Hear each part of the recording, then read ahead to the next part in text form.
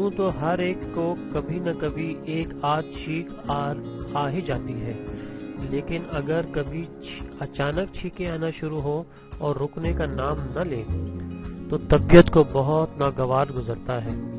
छींकें यूं ही नहीं आती, इसके पीछे कोई न कोई वजह होती है। हमारी नाक में मौजूद बारीक बाल बाहर से आने वाली धूल को रोक लेते हैं और इसको बाहर निकालने के लिए छींक आती है।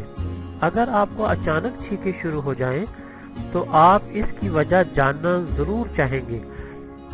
मौसमी असरात। छींक आने की एक वजह एलर्जी और मौसमी असरात भी होते हैं। जो लोग मौसम से एलर्जिक होते हैं, इनको लंबे अरसे तक छींकें आती रहती हैं। मौसम की तब्दीली के साथ ही खांसी, छींकें, सीना जकड़ना, आंखें लाल हो जाना मौसमी एलर्जी की निशानी है। नज़ले की शुरुआत। अक्सर ख्याल किया जाता है कि नज़ला सर्दियों की बीमारी है, लेकिन ऐसा नहीं है। नज़ला साल के किसी भी हिस्से में हो सकता है और छींकें नज़ले की इलामात में से एक है। छींकें आने की सबसे आम वजह नज़ला होता है। जानवरों के जिस्म से छिड़कने वाली खुश्की। अक्सर लोग बचपन में पालतू जानवरों से एलर्जिक होते हैं और बाज़ औक़ात ये एलर्जी बड़े होने पर भी रहती है।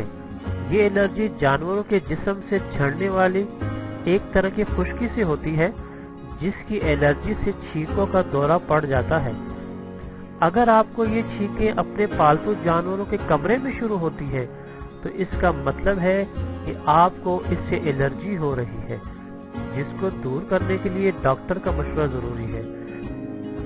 ठंडे से निकल कर गर्मी में आ जाना।